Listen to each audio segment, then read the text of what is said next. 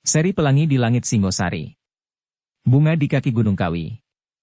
Audiobook, novel silat. Cerita, Esa Mintarja. Bab 79. Orang-orang itu saling berpandangan. Tetapi wajah-wajah mereka menunjukkan perasaan mereka yang menjadi cemas. Sejenak mereka tidak dapat berkata sepatah kata pun sehingga mereka mendengar Ken Arok berkata, "Jangan menunggu aku mengambil tindakan." Salah seorang prajurit yang sudah setengah umur kemudian menjawab, "Aku kira, tidak seorang pun dari kami yang berbuat demikian. Kami tahu menempatkan diri kami. Meskipun kadang-kadang kami bergurau hampir tidak terkendali, tetapi kami tidak akan sampai tindakan sejauh itu." Ken Arok mengerutkan keningnya. Ia dapat memahami jawaban itu. Tetapi ia tidak dapat mengerti bahwa hal itu dapat terjadi. Sejenak Ken Arok berdiam diri sambil memandangi wajah-wajah yang ada di sekitarnya. Ketika terpandang olehnya wajah dua orang yang semalam mengawal perkemahan, dan sehari ini beristirahat di perkemahan, maka tiba-tiba ia berkata, "Baik. Baik. Semua keluar dari gubuk ini. Semuanya, kecuali kedua orang ini." Kedua pengawal itu mengerutkan kening mereka. Pada mereka menjadi berdebar-debar. Sedangkan beberapa orang kawan mereka pun memandang mereka dengan penuh pertanyaan. Apakah yang telah mereka lakukan? Sesaat kemudian satu-satu orang-orang di dalam ruangan itu mengalir keluar. Yang tinggal di dalam gubuk itu kemudian tinggallah kedua pengawal itu, Ken Arok, dan Ki Buyut Panawijen. Meskipun demikian para prajurit yang berkerumun masih saja berkerumun. Mereka berdiri berjejal-jejal di luar pintu gubuk Ken Arok. Tetapi agaknya Ken Arok tidak senang melihat mereka. Karena itu maka ia melangkah ke muka pintu sambil berkata, "Sudahlah. Kembalilah kalian ke dalam gubuk kalian masing-masing. Aku kira tidak ada lagi yang akan aku persoalkan. Aku tahu bahwa tidak ada di antara kalian yang telah melakukannya." Sejenak para prajurit itu saling berpandangan. Dan mereka mendengar Ken Arok berkata selanjutnya, "Kembalilah dan beristirahatlah. Lupakan peristiwa ini. Aku akan menyelesaikannya sendiri tanpa mengganggu kalian lagi." Meskipun hati para prajurit itu masih diganggu oleh berbagai pertanyaan, terutama tentang kedua kawannya yang masih berada di dalam gubuk Ken Arok, namun mereka terpaksa meninggalkan tempat itu kembali ke dalam gubuk masing-masing, meskipun mereka masih tetap menunggu apa yang akan terjadi atas kedua kawannya.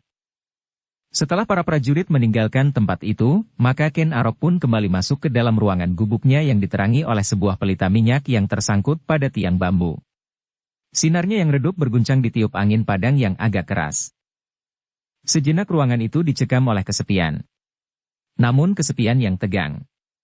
Kedua prajurit yang semalam mengawal perkemahan itu masih berdiri tegak seperti tonggak. Sekali-kali mereka saling berpandangan. Namun kemudian mereka kembali mendengar jantung masing-masing berdebaran. Mereka terkejut ketika tiba-tiba Ken Arok memecah kesepian. Justru dengan nada yang rendah perlahan-lahan. "Duduklah." Sekali lagi mereka saling berpandangan. Dan sekali lagi mereka mendengar suara Ken Arok lunak. "Duduklah." Kemudian kepada Ki Buyut Panawijen, Ken Arok mempersilakan pula. "Silakan Ki Buyut, duduklah." Mereka berempat kemudian duduk berkeliling. Sejenak mereka saling berdiam diri, namun kemudian Ken Arok mulai berbicara kepada kedua prajurit itu. "Apakah kalian semalam mengawal perkemahan ini?" Hampir bersamaan mereka menjawab, "Ya, kami mengawal perkemahan ini semalam." Itu kemudian tinggallah kedua pengawal itu, Ken Arok, dan Ki Buyut Panawijen. "Ya, aku bertemu kalian semalam," sahut Ken Arok. Tetapi sejenak ia menjadi ragu-ragu. Ia ingin bertanya kepada kedua pengawal itu tentang seorang yang bernama Bango Samparan. Namun ia takut mendengar jawabannya. Seandainya kedua prajurit itu menggelengkan kepala mereka dan berkata bahwa mereka tidak melihat seorang pun, maka itu berarti bahwa otaknya sendiri sudah tidak wajar lagi. Karena itu untuk sesaat Ken Arok terdiam. Dipertimbangkannya baik-baik pertanyaan-pertanyaan yang bergelut di dalam dadanya, supaya tidak meluncur berdesak-desakan sehingga membayangkan kegelisahannya. Baru sejenak kemudian Ken Arok itu bertanya, "Kau hari ini beristirahat?" Keduanya mengangguk-anggukkan kepalanya dengan ragu-ragu. "Ya," jawab mereka. Bukankah kau semalam datang kepadaku ketika aku berjalan-jalan di luar gubuk ini? Ya. Kami memang datang kemari. Ken Arok mengerutkan keningnya. Sekali lagi ia menjadi ragu-ragu. Kenapa ia mesti bertanya? Kenapa kedua orang itu tidak berkata kepadanya bahwa semalam mereka mengantarkan seseorang kepadanya? Semalam udara di dalam gubuk terlampau panas. Aku berjalan keluar ketika kalian datang. Bukankah begitu? Kedua prajurit itu menjadi heran mendengar pertanyaan Ken Arok yang melingkar-lingkar itu. Namun mereka menjawab pula. Ya, udara memang terlampau panas semalam. Oh, desah Ken Arok di dalam hatinya. Tetapi akhirnya ia tidak sabar lagi menunggu kedua orang itu berkata dengan sendirinya tentang peristiwa semalam yang dapat menjawab pertanyaan-pertanyaan di dalam hatinya. Jawaban kedua orang itu tidak dapat disimpulkannya, apakah mereka datang hanya berdua atau dengan seseorang lain. Karena itu maka Ken Arok tidak lagi menunggu. Langsung ia bertanya dengan dada yang berdebar-debar. Apakah kau semalam membawa seseorang kepadaku? Seorang tamu? Wajah Ken Arok menjadi tegang selama ia menunggu kedua orang itu menjawab. Kalau mereka menggeleng, berkata Ken Arok di dalam hatinya. Ternyata aku telah menjadi gila. Aku telah melihat apa yang sebenarnya tidak pernah ada. Hampir terlonjak Ken Arok ketika mendengar orang itu menjawab. Ya, kami semalam mengantarkan seseorang kemari. Seorang tamu. Oh. Ken Arok menundukkan kepalanya. Kedua tangannya menyangga keningnya seolah-olah kepala itu menjadi terlampau berat. Kedua prajurit itu, Ki Buyut Panawijen, menjadi heran melihat tingkah lakunya, sehingga orang tua itu bertanya. Apa yang telah terjadi, Nger? Oh, tergagap Ken Arok menjawab. Tidak apa-apa Ki Buyut. Aku hanya dibingungkan oleh perasaanku sendiri. Kemudian kepada kedua prajurit itu ia ingin meyakinkan dirinya sendiri. Jadi kalian semalam telah membawa Bango Samparan kepadaku? Ya, seseorang, jawab mereka. Bukan orang Panawijen dan bukan dari Tumapel. Iya, iya. Orang itu adalah Bango Samparan.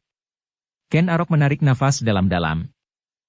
Aku tidak gila, katanya di dalam hati. Aku tidak gila. Bango Samparanlah yang gila.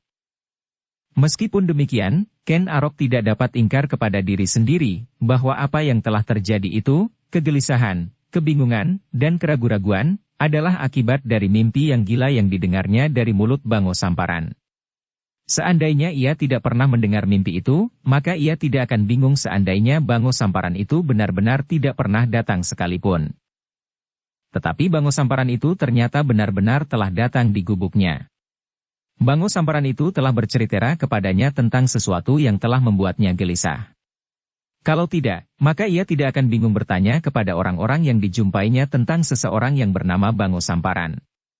Kalau pikirannya tidak sedang dikacaukan oleh angan-angan yang gila yang diucapkan oleh Bango Samparan itu, maka ia akan cukup tenang untuk bertanya kepada orang-orang yang langsung berkepentingan.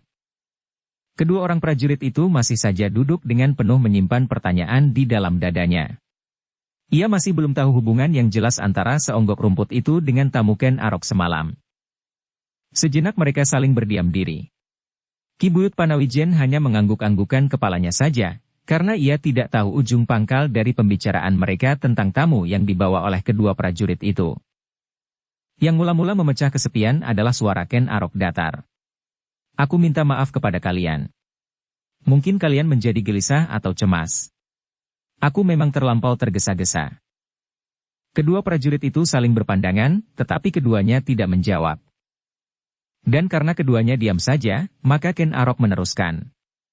Sampaikan pula kepada setiap prajurit Panawijen yang ikut menjadi gelisah pula seperti kalian. Aku yakin bahwa mereka kini masih saja diliputi oleh pertanyaan tentang diri kalian berdua. Nah, sekarang kembalilah kalian ke gubuk kalian. Sampaikan permintaan maafku kepada semua prajurit. Sekali lagi kedua prajurit itu saling berpandangan. Salah seorang dari mereka bertanya.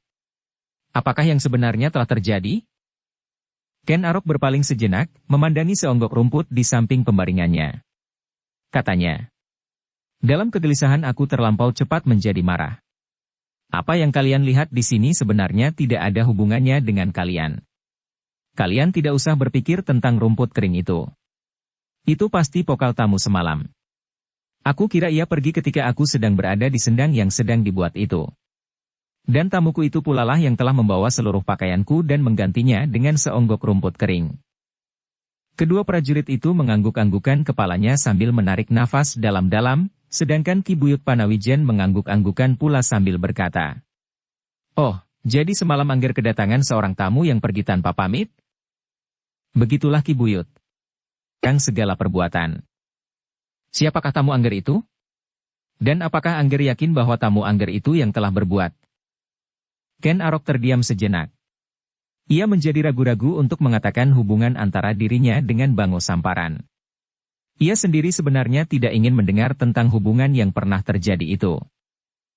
Bukan karena ia ingkar dan tidak mengenal terima kasih, tetapi ia ingin menjauhkan diri dari setiap pengaruh yang akan dapat menyeretnya ke dalam dunia yang hitam. Kalau ia kini terseret ke dalam dunianya yang lama, maka kejahatan yang akan dapat dilakukan pasti akan lebih dahsyat dari masa-masa sebelumnya. Ia kini memiliki pedang di lambung, memiliki kekuasaan meskipun tidak terlampau besar, dan memiliki pengaruh yang cukup atas beberapa orang prajurit. Tetapi ia harus menjawab pertanyaan Ki Buyut Panawijen sehingga sekenanya ia bergumam. Bango Samparan adalah seorang kawan, Ki Buyut. Ki Buyut mengangguk-anggukan kepalanya. Sama sekali tidak terlintas sejumput prasangka pun atas jawaban itu. Namun Ken Arok yang merasa tidak mengatakan sebenarnya itu menjadi semakin gelisah. Tanpa sesadarnya ia menyambung. Kawan yang agak dekat di masa-masa lalu. Tetapi kami tidak sejalan dalam angan-angan dan perbuatan. Ki Buyut masih saja mengangguk-anggukan kepalanya. Dan Ken Arok masih saja diburu oleh kegelisahannya sendiri. Tetapi, kami sudah lama sekali berpisah Ki Buyut, tergagap Ken Arok berkata terus. Dan sebenarnya aku tidak ingin lagi bertemu dengan orang itu. Ki Buyut mengangguk-angguk terus. Aku menyesal bahwa ia datang kemari semalam. Orang itu benar-benar gila. Ia datang dengan kegilaannya. Ki Buyut masih mengangguk-angguk, tetapi ia heran melihat sikap Ken Arok yang tiba-tiba menjadi semakin tegang. Keheranan Ki Buyut Panawijen itu terpancar di dalam sorot matanya. Namun Ken Arok menangkap sorot mata itu dengan alas kegelisahan, sehingga Ken Arok merasa, seakan-akan Ki Buyut Panawijen itu tidak mempercayainya. Ki Buyut, aku berkata sebenarnya. Aku berkata apa yang sebenarnya terjadi. Ki Buyut menjadi semakin heran. Namun ia tidak segera menjawab. Kenapa Ki Buyut tidak percaya? Oh. Ki Buyut terkejut mendengar pertanyaan itu sehingga hampir-hampir ia terlonjak dari duduknya. Kening yang telah mulai berkerut dilukisi oleh garis-garis ketuaannya, menjadi semakin berkerut-merut. Kenapa aku tidak percaya Angger? Kenapa? Aku percaya kepada Angger. Bahkan aku mempercayakan seluruhnya kepadamu. Sepeninggal Mahisa Agni, maka segenap kepercayaan ada padamu, Angger. Tetapi sorot mata Ki Buyut itu. Oh. Ki Buyut menjadi semakin bingung. Bagaimana dengan sorot mataku? Apakah sorot mataku mengatakan kepadamu bahwa aku tidak mempercayaimu? Oh, aku tidak tahu bagaimana aku harus memandang Angger. Jawaban itu terasa telah menghujam ke dalam jantung Ken Arok. Sejenak Ken Arok terbungkam. Ia dapat merasakan kejujuran yang terpancar dari jawaban Ki Buyut yang tua itu. Sehingga karena itu, maka disadarinya, betapa ia menjadi cemas dan bingung karena Bango Samparan. Terpatah-patah Kep Arok itu kemudian berkata, "Maaf Ki Buyut, maaf. Aku telah benar-benar menjadi bingung." Ki Buyut Panawijen tidak segera menyahut. Dipandanginya saja anak muda itu dengan beribu pertanyaan di dalam dadanya. Tetapi kemudian orang tua itu pun dapat menangkap kegelisahan yang sangat telah mengganggu Ken Arok. Tiba-tiba orang-orang yang berada di dalam gubuk itu terkejut ketika Ken Arok berkata, "Tinggalkan aku sendiri. Tinggalkan aku sendiri." Prajurit yang berada di dalam gubuk itu saling berpandangan. Dan mereka mendengar Ken Arok berkata, "Kenapa kalian berdua belum juga meninggalkan tempat ini? Aku sudah minta maaf kepada kalian, bahkan aku pesan kepadamu berdua, aku minta maaf pula kepada setiap prajurit yang menjadi gelisah dan tersinggung karena sikapku. Aku sudah berkata pula, bahwa yang mengambil semua pakaianku dan menggantinya dengan rumput-rumput kering adalah tamuku semalam. Nah, tinggalkan aku. Ken Arok berhenti sejenak, lalu suaranya menurun lemah. Tetapi semuanya ini bukan lelucon yang menyenangkan. Kedua prajurit itu pun kemudian berdiri sambil berkata, "Kami minta diri. Silakan. Aku minta maaf untuk kesekian kalinya."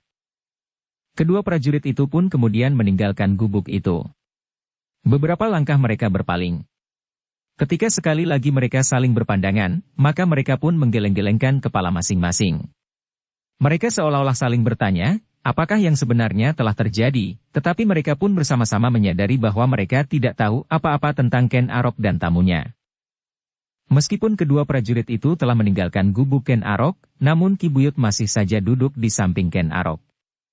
Ia sebenarnya ingin mengetahui, kenapa anak muda itu menjadi sangat gelisah. Tetapi Ki Buyut tidak berani bertanya kepadanya.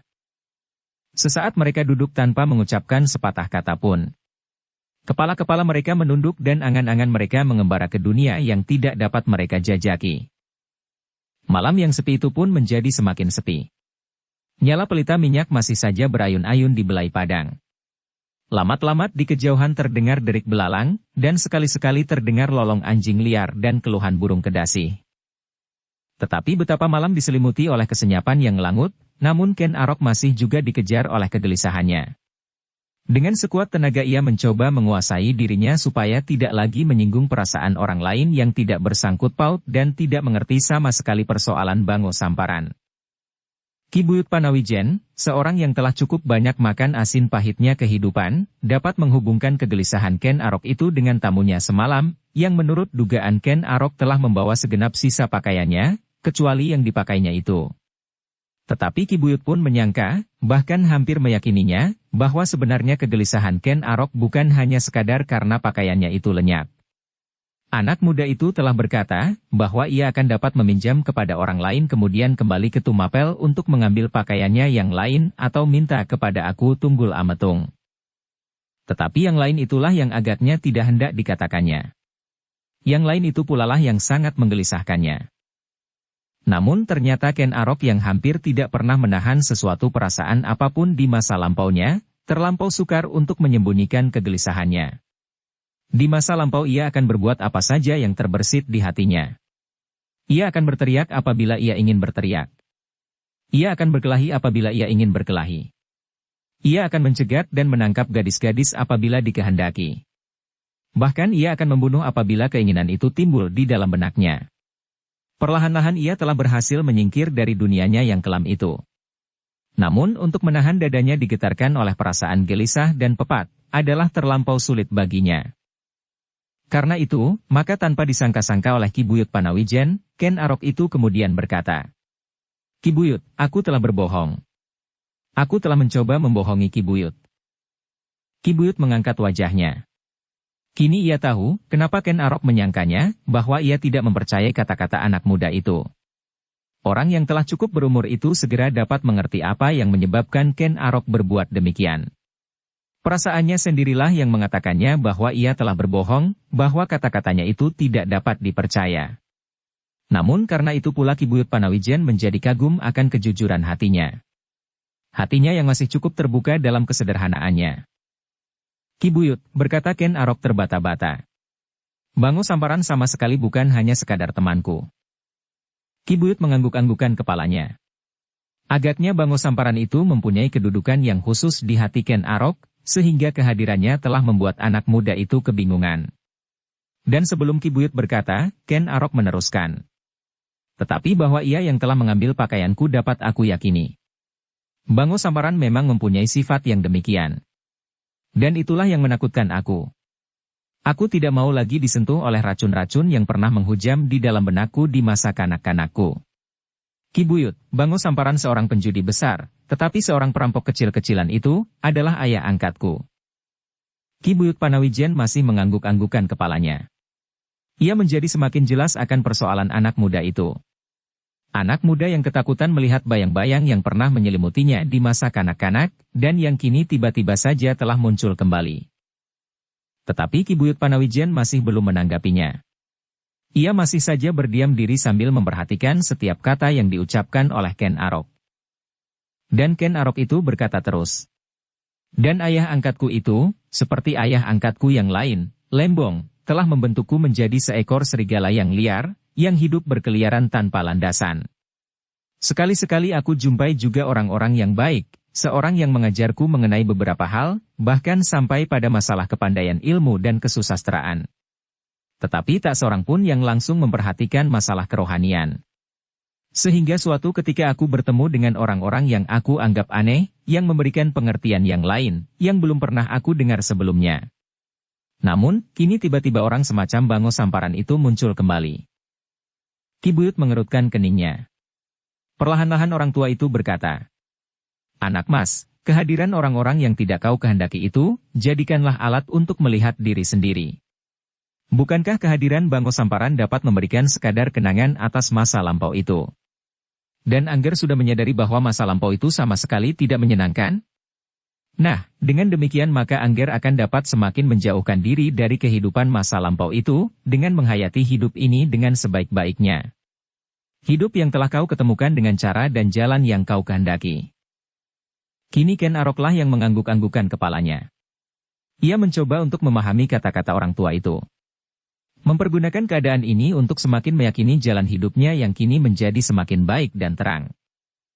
Ken Arok mengatupkan giginya rapat-rapat ketika terngiang kembali suara Bango Samparan. "Nasibmu terlampau baik, Ken Arok." Dan Bango Samparan itu menganggapnya menyia-nyiakan nasib yang baik itu. "Nasib yang terlampau baik." "Anak mas," berkata Ki Buyut. "Memang kita seakan-akan dibiarkan berdiri di persimpangan jalan. Kita diwenangkan untuk memilih sendiri jalan yang harus kita tempuh. Tetapi kita sudah mendapat petunjuk, kemana jalan-jalan itu akan menuju." Ken Arok mengangguk-anggukan kepalanya. Ia pernah juga mendengar dahulu pada saat ia masih mengembara di padang karautan, bahwa jalan yang menuju ke arah keselamatan abadi, bukanlah jalan yang paling luas dan rata. Bukan pula jalan yang dianut oleh jumlah yang lebih banyak. Tetapi adalah suatu keyakinan tentang keselamatan abadi, betapapun jeleknya yang harus dilalui, betapapun sunyinya, namun keyakinan itu harus digenggamnya. Beribu-ribu orang yang lebih senang melalui jalan yang dipenuhi oleh kenikmatan duniawi, tetapi hanya 1-2 orang saja yang meletakkan harapannya pada kenikmatan abadi. Kenangan itu, serta kata-kata Ki Buyut yang telah menanjak menginjak hari-hari tuanya, ternyata mampu memberikan ketentraman hati anak muda itu. Ia tidak lagi takut mendengar kata-kata Bango Samparan. Seandainya kini Bango Samparan datang lagi kepadanya dan mengulangi semua kata-katanya, maka hati Ken Arok tidak akan goncang lagi. Ia tidak perlu takut lagi seandainya mendengar Bango Samparan berkata kepadanya, bahwa nasibnya terlampau baik, sehingga hampir setiap keinginannya terpenuhi. Bahkan seandainya ia ingin menjadi seorang aku atau maharaja Kediri sekalipun. Ken Arok menarik nafas dalam-dalam. Ia menjadi heran sendiri, bahwa ia menjadi sedemikian bingung menghadapi Bango Samparan, sehingga hampir-hampir saja ia kehilangan keseimbangannya. Sebagai seorang yang bertanggung jawab atas suatu tugas yang berat, maka keadaannya itu sangat membahayakannya. Bukan saja atas dirinya sendiri, tetapi atas seluruh pekerjaan dan orang-orang yang berada di dalam tanggung jawabnya. Sambil mengangguk-anggukan kepalanya, Ken Arok kemudian berkata, "Terima kasih Ki Buyut. Aku mengucapkan terima kasih. Mudah-mudahan aku akan selalu dapat mempertimbangkan keseimbangan perasaanku." Kini, Ki Buyut yang selama itu menjadi tegang, tampak tersenyum. Perlahan-lahan ia berkata, "Ah, sudahlah Angger. Setiap peristiwa akan dapat dijadikan pengalaman yang baik asal kita dapat menempatkan pada tempat yang wajar. Selamat malam, aku akan kembali dan beristirahat. Besok kita masih harus bekerja keras. Bendungan itu hampir siap. Kalau air sudah mengalir lewat induk susukan yang membelah padang ini, maka kita tidak perlu mengangkat air dengan lodong-lodong bambu untuk setiap hari menyiram pepohonan yang sudah mulai rimbun itu, terutama di taman yang sedang dipersiapkan." "Ya Ki Buyut," sahut Ken Arok yang wajahnya pun kini menjadi terang. "Aku mengharap demikian. Aku mengharap bahwa 6 bulan lagi pepohonan itu telah menjadi cukup rimbun. Sawah-sawah telah dapat digenangi air, dan pategalan telah menjadi hijau. Meskipun tanaman-tanamannya belum cukup tinggi, tetapi pemandangan di daerah ini telah berubah sama sekali. Semuanya akan tampak hijau segar. Begitulah Nger. Mudah-mudahan," desis Ki Buyut. "Dan kini aku minta diri. Ki Buyut itu pun kemudian meninggalkan Ken Arok seorang diri. Sesaat Ken Arok masih duduk tepekur di tempatnya. Ia mencoba mencernakan pengalaman yang aneh ini. Tetapi kemudian ia berdiri sambil bergumam. Suatu pelajaran yang baik.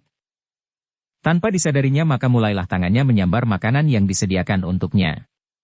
Ia belum sempat memakannya, karena sejak ia kembali ke gubuknya, ia menjadi sibuk karena seonggok rumput kering. Gila benar Bango Samparan. Ken Arok menggerutu. Tetapi kali ini tidak karena kata-katanya yang dapat meracuni dirinya, tetapi karena tubuhnya yang menjadi gatal-gatal. Aku harus mencari ganti pakaian, gumamnya kemudian sambil mengunyah makanannya. Kalau tidak maka sisa malam ini tidak akan dapat aku pergunakan sebaik-baiknya untuk beristirahat. Dan malam itu Ken Arok terpaksa membangunkan seorang prajurit yang terdekat dari gubuknya untuk meminjam pakaian. Tetapi agaknya prajurit itu terlampau malas sehingga pakaiannya yang tidak dipakainya semuanya masih belum dicucinya, kecuali sepasang yang akan dipakainya sendiri besok. Sambil bersungut-sungut Ken Arok terpaksa membangunkan orang lain dan meminjam pakaian daripadanya. Hari-hari berikutnya maka Ken Arok seolah-olah mendapat dorongan untuk bekerja lebih keras. Dari hari ke hari, maka kedatangan Bango Samparan telah dilupakannya.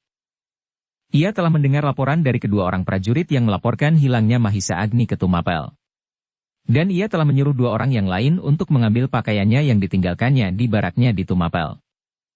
Bahkan Ken Arok telah mengirim orang yang lain untuk menyampaikan rencananya kepada aku Tunggul Ametung supaya pekerjaannya tidak terlambat. Ken Arok minta dikirim beberapa kelompok prajurit untuk membantunya, mengerjakan pekerjaannya yang akan dilakukannya siang dan malam. Sehari demi sehari telah terlampaui. Saat perkawinan agung menjadi semakin dekat. Betapa hati Ken Dedes menjadi semakin sedih, namun ia tidak dapat menunda hari-hari yang telah ditentukan, bahkan sudah mulai dipersiapkan dengan teliti. Setiap kali ia hanya dapat menumpahkan kepahitan hatinya kepada emban pemomongnya yang dibawanya dari Panawijen. Terhadap emban yang lain, bahkan terhadap Madri yang selalu melayaninya dengan baik, ia tidak mengatakan sepatah kata pun. Emban tua yang dibawanya dari Panawijen itu selalu berusaha untuk menghiburnya, membesarkan hatinya, dan menasihatinya supaya gadis itu mendapatkan ketentraman. Adalah lebih baik demikian Tuan Putri, berkata emban itu suatu kali. Lebih baik perkawinan itu segera terjadi. Bukankah Tuan telah berada di sini cukup lama? Apakah kata orang apabila hal itu akan berkepanjangan? Betapapun juga aku adalah seorang laki-laki muda, sedangkan Tuan Putri adalah seorang gadis yang cantik. Ah! Ken Dedes berdesah, tetapi emban tua itu segera memotongnya.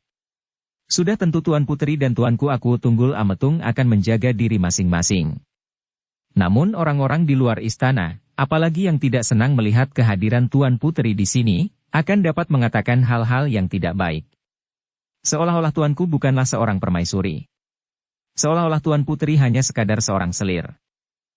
Ken Dedes mengerutkan keningnya, dan ia dapat mengerti kata-kata emban pemomongnya. Apabila demikian, sejenak ia dapat menahan hatinya, pasrah diri dalam kepahitan. Namun setiap kali, kerinduannya kepada kakaknya, yang dianggap tinggal satu-satunya keluarganya itu sangat mengganggunya. Dalam upacara agung, maka kenang-kenangan yang demikian pasti tidak akan dapat disingkirkannya, sehingga dalam keramaian peralatan agung, dalam kerinduan dan kegembiraan yang meluap-luap di seluruh Tumapel, ia akan merasa semakin sepi. Ken Dedes mengangguk-anggukan kepalanya. Terdengar ia berdesis. Ya Bibi, mudah-mudahan aku dapat menemukan perasaan itu. Mudah-mudahan aku dapat melepaskan rinduku kepada Kakang Mahisa Agni setelah aku mempunyai seorang suami. Emban tua itu menelan ludahnya yang seolah-olah menyumbat kerongkongan. Demikianlah hendaknya Tuan Putri, katanya, namun hatinya menjerit setinggi langit. Apakah benar-benar terjadi, Mahisa Agni akan dilupakannya? Oh, alangkah malang nasib anak itu. Dalam pada itu, Ken Dedes sendiri seolah-olah menemukan suatu anggapan baru tentang aku Tunggul Ametung. Kekecewaannya telah mendorongnya untuk menganggap bahwa aku Tunggul Ametung adalah seseorang yang terlampau mementingkan diri sendiri. Tetapi tak seorang pun yang dapat menahan majunya waktu. Hari-hari pun telah terlampaui, dan saat yang telah ditunggu-tunggu oleh segenap rakyat Tumapel itu terjadilah. Datanglah saatnya Tumapel mengadakan peralatan agung. Tuanku aku Tunggul Ametung mengambil seorang permaisuri. putra seorang pendeta dari Padepokan Panawijen. Namun beberapa mulut berdesah di antara rakyat Tumapel. Sayang bahwa gadis itu seorang gadis yatim piatu. Ibunya sudah tidak ada lagi, dan ayahnya hilang tidak diketahui kemana perginya. Satu-satunya kakaknya pun hilang ditelan oleh para penjahat. Tetapi dengan demikian, dengan perasaan iba di hati, rakyat Panawijen menyambut bakal permaisurinya dengan ikhlas. Bahkan beberapa orang menganggap bahwa keprihatinan gadis bakal permaisuri itu pasti akan bermanfaat bagi Tumapel. Dalam upacara-upacara yang besar itu, Ken Dedes selalu berusaha untuk menahan gelora perasaannya. Untuk menyembunyikan kepahitan hati serta kerinduannya kepada keluarganya. Kadang-kadang ia tidak dapat menahan desakan air matanya, sehingga setitik-setitik menetes di pangkuannya. Kadang-kadang bayangan wajah ayahnya yang tua membayanginya, kemudian disusul oleh kenangan atas Mahisa Agni yang kekar dan perkasa, yang telah melepaskannya dari berbagai macam bencana. Terbayang pula masa kanak-kanaknya yang riang penuh gairah di Padepokan Panawijen bersama para endang. Bermain-main di tepian sambil melihat gemerciknya air sungai yang mengalir lambat di antara batu-batu yang menjorok. Mencuci sambil berdendang di bendungan. Sayup-sayup terdengar seruling para gembala di antara gemersiknya angin pagi. Ken Dedes merasakan kenikmatan hidup dalam kesederhanaan itu. Dan kini ia harus mencoba menikmati hidup dalam kemewahan duniawi yang melimpah-limpah. Pada hari-hari upacara perkawinan agung itu, seluruh Tumapel seolah-olah telah diselimuti oleh kegembiraan yang merata. Seolah-olah tidak ada lagi kesedihan, duka, dan kepahitan hidup. Rakyat yang paling miskin sampai yang paling kaya, mencoba untuk bergembira menyambut perkawinan Aku Tunggul Ametung. 7 hari 7 malam Tumapel bermandikan suasana perkawinan. Hampir di setiap banjar padesan dan padukuhan terdapat berbagai macam keramaian. Umbul-umbul dan rontek berjajar di sepanjang jalan dari ujung ke ujung. Di pinggir-pinggir desa anak-anak meneriakan keriangan hati mereka sambil menggenggam berbagai macam makanan dan permainan. Regol-regol desa dihiasi dengan berbagai macam bentuk hiasan janur dan dedaunan. Setiap wajah rakyat Tumapel menjadi cerah. Mereka tidak memikirkan kesulitan hidup yang kadang-kadang mereka jumpai. Mereka melupakan sejenak kesibukan mereka sehari-hari. Kesibukan kerja untuk menghidupi keluarga mereka. Tetapi wajah Ken Dedes sendiri tidak secerah wajah rakyat yang menyambut pengangkatannya menjadi seorang permaisuri. Setiap saat dikenangnya ayahnya, ibunya yang tidak dapat diingatnya dengan jelas. Dan yang menyedihkan baginya adalah Mahisa Agni yang hidup dan matinya masih belum dapat diketahui. Kalau Kakang Mahisa Agni ada, maka ia sedikit banyak akan dapat ikut menikmati kemeriahan hari-hari perkawinan ini, desisnya. Tetapi aku tidak tahu apa yang telah terjadi dengan dirinya saat-saat ini. Mungkin ia masih terikat pada sebatang tonggak. Mungkin ia baru mengalami siksaan badani, dan bahkan mungkin di luar kekuatan daya tahannya. Atau mungkin juga ia sudah terbujur mati tanpa seorang pun yang mengurusnya. Dalam upacara-upacara yang besar itu, Ken Dedes selalu berusaha untuk menahan gelora perasaannya. Untuk menyembunyikan kepahitan hati serta kerinduannya kepada keluarganya. Hati Ken Dedes menjadi semakin pedih ketika ternyata Aku Tunggul Ametung tidak dapat ikut mengerti kepahitan yang dirasakannya. Bahkan sekali-sekali Tunggul Ametung menegurnya. Ken Dedes, setiap orang di Tumapel merayakan hari bahagia ini. Setiap orang bergembira. Tetapi kau sendiri ternyata menyambut hari-hari yang cerah ini dengan wajah yang kusut. Ken Dedes tidak dapat mengatakan sepatah kata pun. Setiap kali ia mencoba untuk menunjukkan kegembiraannya. Apalagi di hadapan para tamu-tamu agung yang berdatangan ke istana pada upacara-upacara resmi. Para pendeta, para pemimpin pemerintahan, para panglima dan senapati, dan para tamu dari luar Tumapel yang ikut merayakan hari yang berbahagia itu. Tetapi apabila upacara-upacara semacam itu sudah selesai. Apabila para tamu telah tidak ada lagi di istana Tumapel dan tidak lagi terdengar suara gamelan yang mengiringi gadis-gadis menarikan tari-tari yang riang penuh gairah hidup menyambut perkawinan agung, maka Ken Dedes kembali ke dalam biliknya dengan wajah yang suram. Setelah para emban membantunya melepaskan pakaian kebesaran yang berkilauan seperti matahari, setelah para emban membantunya mengenakan pakaian sehari-hari seorang permaisuri, maka Ken Dedes itu menelungkupkan kepalanya di pangkuan pemomongnya. Para emban yang meninggalkannya di dalam biliknya berdua dengan emban tua yang dibawanya dari Panawijen, masih mendengar gadis itu terisak-isak. Namun sambil tersenyum para emban itu saling berbisik. Oh, alangkah bahagianya gadis Panawijen itu.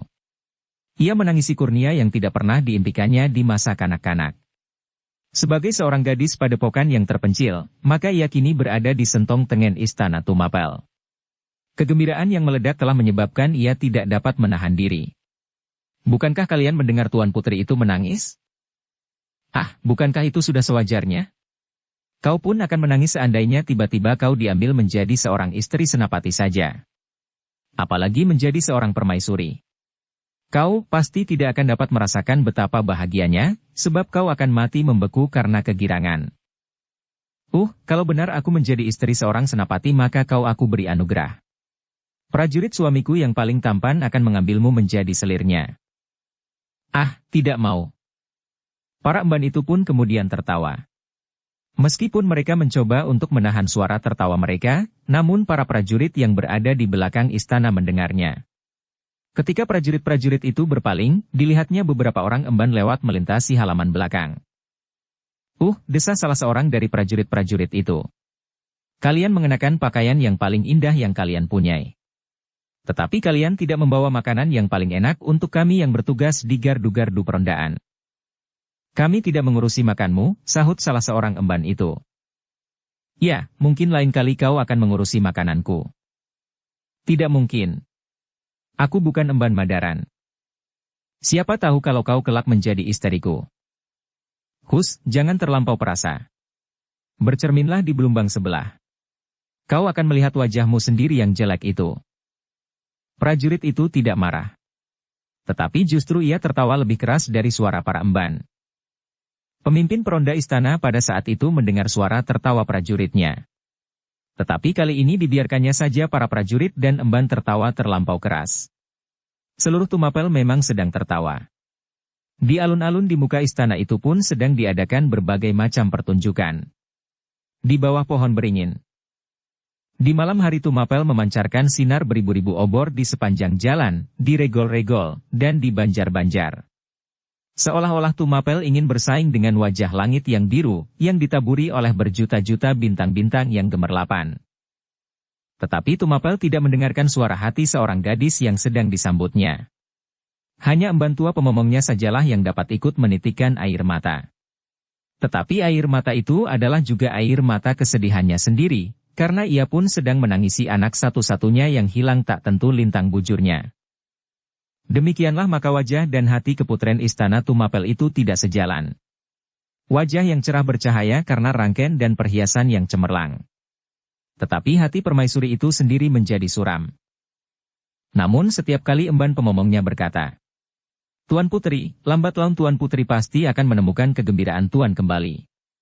Kesibukan Tuan Putri sebagai seorang permaisuri pasti akan mendesak segala macam kerinduan Tuan Putri kepada orang-orang yang Tuan kasihi. Ayah bunda dan kakanda Tuan yang hilang itu. Mungkin Bibi," sahut Ken Dedes. "Tetapi hanya untuk sementara. Setiap kali aku pasti akan teringat kepada mereka itu. Mereka yang hanya dapat merasakan pahit dan getirnya, tetapi mereka tidak sempat ikut merasakan kesenangan ini. Itu adalah suatu sikap yang dapat Tuan anggap bahwa mereka telah melakukan mesu diri, berprihatin untuk Tuan Putri. Merekalah yang menanam dan menyiangi. Kini Tuan Putrilah yang memetik buahnya. Itulah yang menyedihkan Bibi. Mereka hanya menanam saja. Menanam, mengairi, menyiangi, dan memelihara. Tetapi mereka tidak ikut memetik buahnya. Buah itu telah melimpah kepada putrinya, kepada adiknya yang dikasihi. Apalagi? Ken Dedes tidak menyahut. Ia mencoba meresapkan kata-kata emban tua pemomongnya itu. Ia mencoba menerima kejadian itu dengan wajar, dan ia mencoba melupakan orang-orang yang dikasihinya. Tetapi hal itu tidak mungkin dilakukannya. Sedangkan emban itu sendiri, serasa dadanya menjadi pepat. Setiap ia mengucapkan kata-kata penghibur bagi Ken Dedes, maka kata-kata itu bagaikan jarum-jarum yang menusuk hatinya sendiri. Pedih. Tetapi kegembiraan di Tumapel berlangsung terus. Seperti yang direncanakan. 7 hari 7 malam. Hampir tidak ada saat-saat terluang dari berbagai macam kesenangan dan kegembiraan. Barong di sepanjang jalan diiringi dengan gamelan berirama cepat. Di banjar-banjar dan di pura-pura, gadis-gadis menari berebutan. Namun juga berbagai macam perjudian seolah-olah mendapat kesempatan tanpa terkendali. Adu ayam, jengkerik, dan burung gemak. Anak-anak bermain binten di perapatan. Gadis-gadis desa bermain jirak hampir semalam suntuk dengan lampu-lampu obor yang menyala di setiap sudut halaman. Tetapi ternyata bahwa Aku Tumapel tidak juga melupakan para prajurit yang berada di padang karautan. Beberapa hari sebelum hari perkawinan itu, Ken Arok telah mengirimkan 2 orang prajurit untuk datang menghadap, mohon agar aku berkenan mengirimkan beberapa orang baru untuk menambah tenaga dan perbekalan di padang karautan. Orang-orang baru dengan alat-alat yang baru. Ken Arok telah menyampaikan rencananya untuk melakukan pekerjaannya siang dan malam, supaya sendang itu dapat siap pada waktunya. Sebelum 6 bulan sejak hari perkawinan ini, Aku Tumapel sama sekali tidak berkeberatan. Bahkan kepada Ken Arok, aku telah mengirimkan pesan, supaya pada saat-saat Tumapel merayakan hari-hari perkawinannya, Ken Arok dapat ikut menyaksikannya. Tetapi kemudian datang seorang prajurit dari padang karautan yang menyampaikan pesan Ken Arok, bahwa Ken Arok ingin merayakan hari-hari yang berbahagia itu di padang karautan, bersama dengan para prajurit dan orang-orang Panawijen. Sebab orang-orang Panawijen adalah orang-orang yang merasa paling berbahagia atas perkawinan itu. Ken Dedes adalah gadis dari Panawijen. Kalau begitu, berkata Aku Tumapel. Pada saat itu aku akan mengirimkan prajurit-prajurit seperti yang diminta oleh Ken Arok, bahan-bahan makanan untuk masa-masa kerja yang lama itu dan bahan-bahan beserta juru masak yang paling pandai untuk menyediakan makanan yang paling enak di hari-hari yang bahagia itu. Para prajurit yang sedang bekerja beserta orang-orang Panawijen harus menikmatinya pula kesenangan 7 hari 7 malam. Selama hari-hari itulah maka juru masak yang pandai dari Tumapel akan menyediakan makan dan minum bagi para prajurit dan orang-orang Panawijen yang sedang bekerja membuat bendungan, parit-parit, dan sendang buatan. Demikianlah maka pada hari-hari perkawinan yang dirayakan 7 hari 7 malam itu, maka padang karautan pun seolah-olah dibanjiri oleh makan dan minum tiada taranya. Setiap orang akan dapat menikmati makanan menurut seleranya. Berbagai macam makanan telah disiapkan untuk mereka. Berlebih-lebihan sehingga bersisa terlampau banyak. Kita kirimkan sebagian dari makanan ini ke Panawijen, berkata salah seorang dari mereka. Orang-orang yang tinggal di Panawijen pun harus menikmati kegembiraan ini. Kawan-kawan bermain Ken Dedes semasa kecil, para endang, dan para cantrik. Bagus, sahut Ki Buyut. Anak-anak pun harus ikut merayakannya. Iya, teriak seseorang. Aku di sini makan makanan yang paling enak, bahkan yang seumur hidupku belum pernah aku cicipi, tetapi anak-anakku hampir tidak makan di rumah. Maka diputuskannya untuk mengirimkan makanan secukupnya bagi orang-orang Panawijen. Makanan yang seenak-enaknya meskipun tidak untuk 7 hari 7 malam. Tetapi mereka harus ikut bergembira di antara daun-daun yang menjadi semakin menguning dan tanah persawahan yang menjadi semakin kering. Tetapi kali ini Ken Arok tidak mau mengorbankan orang baru lagi seandainya mereka bertemu dengan Kebo Sindet dan kuda sempana. Karena itu, maka ketika beberapa orang berangkat mengantar makanan itu, Ken Arok telah menyediakan sejumlah prajurit yang akan mengawalnya, yang tidak akan mungkin dapat dikalahkan oleh Kebo Sindet. Kedatangan orang-orang Panawijen yang membawa makanan sedemikian banyaknya di atas punggung-punggung kuda dan pedati-pedati yang ditarik oleh lembu beserta beberapa orang prajurit, ternyata telah mengejutkan perempuan dan anak-anak. Tetapi ketika mereka tahu apa yang telah dibawa oleh orang-orang itu, maka meledaklah kegembiraan tiada taranya. Sehingga serta-merta Panawijen yang kering itu telah ikut pula merayakan perkawinan Ken Dedes dalam upacara agung di Istana Tumapel. Sejenak orang-orang Panawijen melupakan pepohonan yang meratapi diri dalam kekeringan. Pepohonan yang daun-daunnya berguguran semakin lama semakin banyak. Anak-anak yang sejak lama tidak berlari-larian dan bermain-main di sudut desa, sejenak dapat menikmati kegembiraan. Setelah sekian lamanya Panawijen menjadi desa yang seakan-akan mati, maka untuk sesaat dapat menikmati hidupnya kembali. Para endang dan para cantrik pun ikut pula bergembira, mereka saling bercerita tentang masa lampau mereka, selagi Ken Dedes masih berada di padepokan. Ken Dedes tidak pernah melupakan aku, berkata salah seorang endang. Kemanapun ia pergi, aku pasti dibawanya. Aku masih menyimpan sehelai kain panjang, sahut yang lain. Kain panjang pemberian Ken Dedes yang dahulu dipakainya. Kain panjang itu kini menjadi kenang-kenangan yang sangat berharga bagiku. Oh, berkata yang lain lagi. Kenang-kenangan yang ada padaku bukan sekadar sehelai kain. Tetapi rambut Ken Dedes yang kini telah aku sisir halus. Cemara itu panjangnya hampir sedepa. Setiap kali aku menyisir rambutnya yang hitam lebat itu, dahulu aku selalu menyimpan rambutnya yang rontok. Sekarang rambut itu menjadi sehelai cemara, rambut yang panjang. Seorang endang yang lain dengan sedih bergumam. Aku tidak mempunyai kenang-kenangan sama sekali daripadanya. Sehelai selendang pun tidak. Tetapi aku mempunyai bekas luka di lenganku. Apa hubungannya antara bekas luka itu dengan Ken Dedes? Aku pernah berkelahi dengannya ketika kami masih agak kecil. Aku digigitnya sampai luka berdarah. Bekas luka itu masih ada sampai kini. Oh, desah beberapa emban hampir bersamaan. Kenang-kenangan yang paling mengesankan. Kalau tahu ia akan menjadi seorang permaisuri, maka aku akan membalasnya, menggigit lengannya supaya ia tidak akan pernah melupakan aku. Jadi kau tidak membalasnya saat kau digigitnya. Aku tidak berani, aku hanya menangis melolong-lolong. Para endang itu pun kemudian terdiam. Tetapi mulut mereka masih mengunyah berbagai macam makanan yang diperuntukkan bagi mereka. Di ruang lain para cantrik pun sedang menikmati makanan yang serupa. Tetapi agaknya para cantrik itu lebih cepat hampir 2 kali lipat menghabiskan makanan mereka. Besok kita akan mendapat lagi, gumam salah seorang cantrik. 2 hari 2 malam kita akan menikmati makanan seperti ini.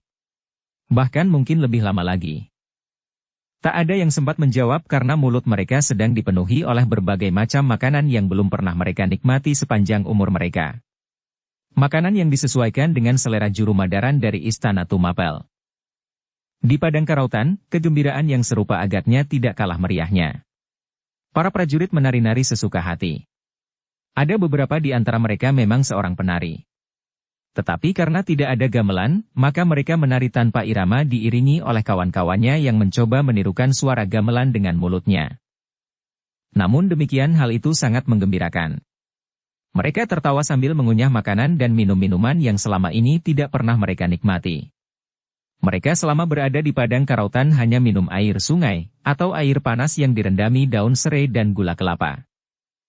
Prajurit-prajurit yang masih segar, yang baru datang di padang itu pun mencoba untuk bergembira. Meskipun sebenarnya mereka lebih senang merayakan hari perkawinan aku itu di Tumapel. Namun mereka tidak dapat menyanggah perintah atasannya, bahwa mereka harus berangkat ke padang karautan, sambil membawa bekal dan makanan khusus selama hari-hari peralatan. Pada hari yang ketiga maka padang karautan menjadi lebih meriah lagi. Mereka melihat pemimpin rombongan telah datang bersama beberapa orang pengawal. Pemimpin rombongan prajurit-prajurit yang diperbantukan kepada Ken Arok, yang menurut perintah aku maka pemimpin rombongan itu akan menjadi pembantu Ken Arok pula. Sebab menurut aku Tunggul Ametung, maka Ken Arok tidak akan dapat terus-menerus mengawasi pekerjaan yang akan dilakukan sehari semalam bergantian. Heh, teriak salah seorang prajurit. Lihat, pemimpin kita itu telah datang. Rombongan kecil itu pasti membawa makanan lebih banyak lagi. Hampir berbareng kawan-kawannya pun tertawa. Berkata salah seorang. Apakah perutmu masih belum penuh juga? Perutku dapat menggelembung. Karena itu maka perut ini tidak pernah penuh berapapun makanan aku masukkan. Kawan-kawannya sekali lagi tertawa. Bahkan Ki Buyut Panawijen yang duduk-duduk di antara mereka bersama orang-orang Panawijen pun ikut tertawa juga. Jangan malu Ki Buyut, teriak prajurit itu pula. Kalau Ki Buyut dan orang-orang Panawijen malu, maka bukan salah kami apabila kalian tidak mendapat bagian. Kalau besok juru madaran itu kembali ke Tumapel, maka kita akan mengalami masa paceklik lagi. Makan nasi kurang matang, sambal wijen, dan jangan keluih. Nah, lihat, itu orang-orang baru telah berdatangan lagi. Mereka pasti membawa makanan lebih banyak dan lebih enak. Meledaklah suara tertawa seolah-olah membelah padang karautan. Kegembiraan yang tidak tertahankan setelah mereka bekerja keras tanpa mengenal istirahat. Ken Arok sendiri duduk di atas sebuah batu beberapa langkah dari Ki Buyut Panawijen. Tampaklah ia tersenyum-senyum melihat tingkah laku prajurit-prajuritnya dan orang-orang Panawijen yang sedang bergembira. Selama ini ia tidak dapat memaksa mereka bekerja. 3 hari bendungan itu seolah-olah tidak disentuhnya. Sendang dan susukan induk itu pun dibiarkannya tidak digarap selama ini untuk memberi kesempatan kepada orang-orangnya menikmati kegembiraan. Ken Arok mengharap, mudah-mudahan kegembiraan ini akan dapat menjadi pendorong kerja yang akan datang. Kerja yang lebih keras. Apalagi dengan orang-orang baru yang masih segar. Dengan wajah yang masih dihiasi dengan sebuah senyuman, Ken Arok menatap padang karotan yang berwarna kekuning-kuningan. Semakin lama rombongan kecil prajurit-prajurit Tumapel itu menjadi semakin dekat. Debu yang tipis mengepul di belakang kaki-kaki kuda yang berlari tidak terlampau cepat melintas padang rumput yang luas. "Siapakah yang akan dikirim oleh aku untuk membantu aku di sini?" bertanya Ken Arok kepada salah seorang prajurit yang baru datang 3 hari yang lampau. Tetapi prajurit itu menggeleng sambil menjawab, "Kami tidak tahu siapakah yang akan datang itu. Tetapi pemimpin pasukan yang membawa kami kemarin berkata, bahwa 3 hari lagi akan datang perwira yang akan diperbantukan dalam pembuatan bendungan ini." Ken Arok mengangguk-anggukan kepalanya. Tetapi ia masih tetap bertanya-tanya di dalam hati. Siapakah orang yang akan datang itu? Ken Arok mengharap bahwa orang itu akan dapat diajaknya bekerja bersama. Seorang yang mengerti arti dari kerjanya. Ketika rombongan itu menjadi semakin dekat, maka tampaklah wajah Ken Arok menjadi semakin berkerut. Di antara mereka yang datang itu tampaklah seorang perwira remaja yang belum lama mendapat wisuda kenaikan tingkat. Ken Arok menarik nafas dalam-dalam. Kenapa anak itu yang dikirim kemari? Tetapi Ken Arok tidak dapat berbuat apa-apa. Ia harus menerima tenaga yang dikirimkan oleh aku Tunggul Ametung kepadanya.